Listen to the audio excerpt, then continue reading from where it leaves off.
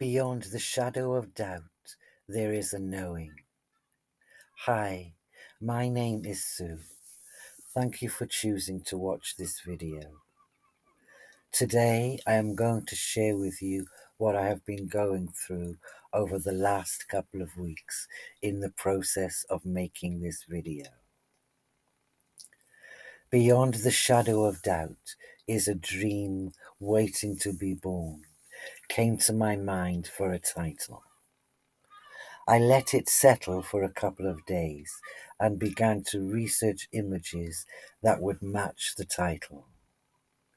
I became increasingly disappointed because I couldn't find what I was looking for, and changed the title several times with the hope that I would find the answer. I became distracted repeatedly. Doubt had certainly taken a hold of my mind and stirred up childhood emotional wounds. Echoes of the past were calling me back, and I courageously decided to look at the shadow. I invited the shadow of fear and doubt to stand before me, and intuitively knew that I was ready to answer my inner child's call. I followed my instincts to trust the process and let it release the revelation that was about to unfold. It has certainly been an emotional roller coaster. I have experienced fear, doubt, insecurity, sadness, loneliness, abandonment, overwhelm, and helplessness. The first image I chose, I thought, this dear, sweet, innocent child is feeling sad. My intuitive instincts empathized with this child's sadness. My heart opened and filled with compassion. I wanted to help. I wanted to nurture and care for this child. I wanted to be the nurturing parent. I wanted to let him know that I could see him and that I understood.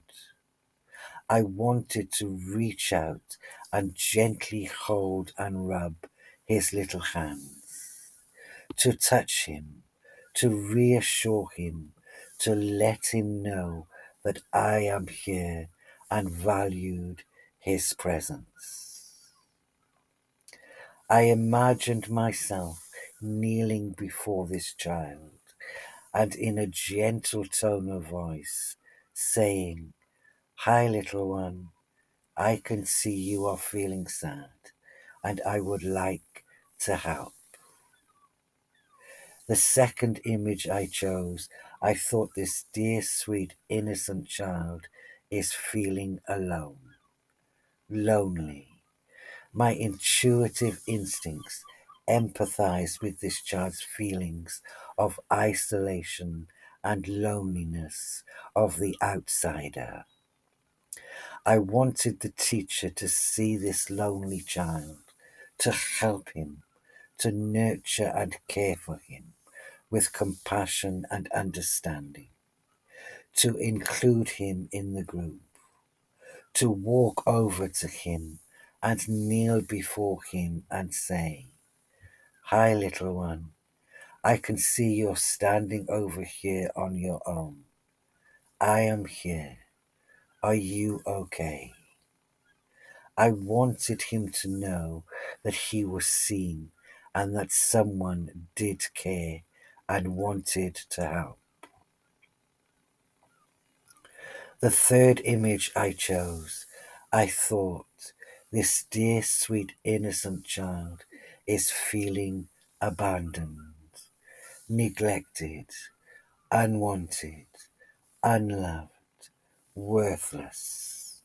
She is on her own and she is walking away. She does not know where she is going or where this road will lead her.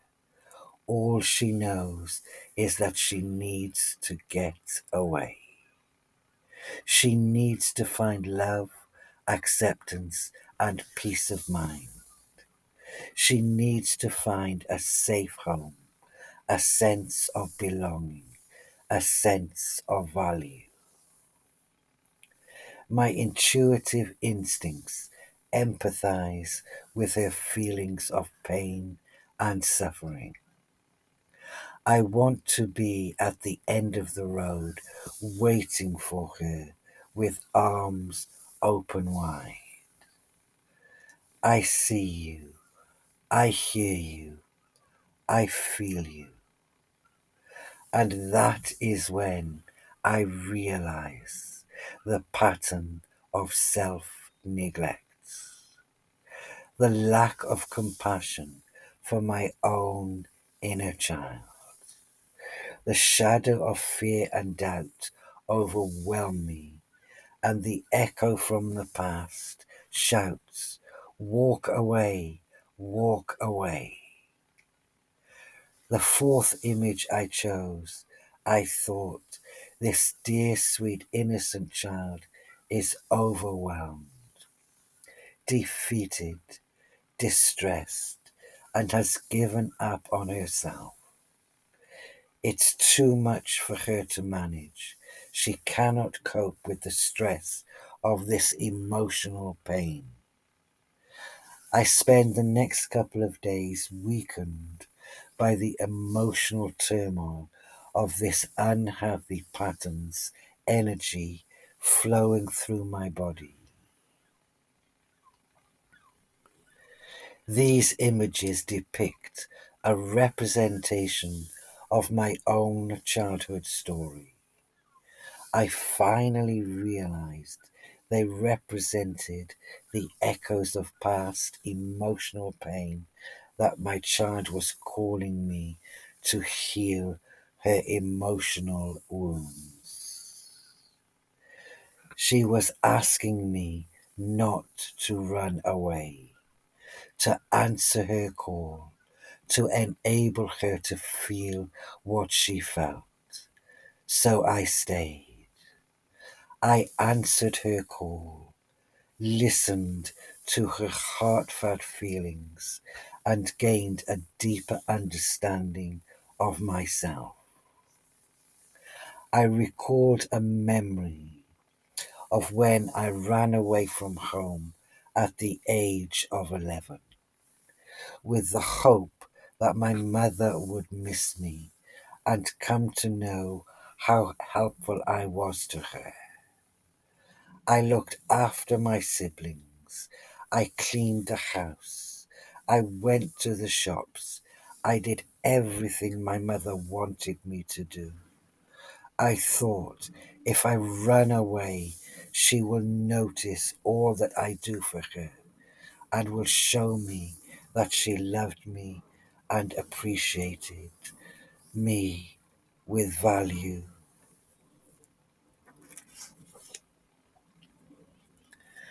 I stayed with a friend and was hoping that at any minute the police would be knocking on the door, that she would search for me. Sadly, that did not happen, and after a week, my friend's mum took me back home. My mother never said a word. It was as though I was invisible. She functioned as though nothing happened.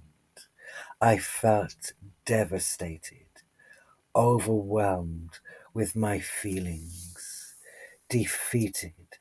I had given up trying to get her to notice me. What I did not realize until now was that when I reached the stage in this pattern when I wanted to run away, instead of having compassion for myself, I felt annoyed and angry with myself for caring and having emotional needs. I had told myself I don't need anybody and felt angry with myself for needing loving acceptance. I realized the pain that I experienced enabled me to have compassion for others. And now I have compassion for myself.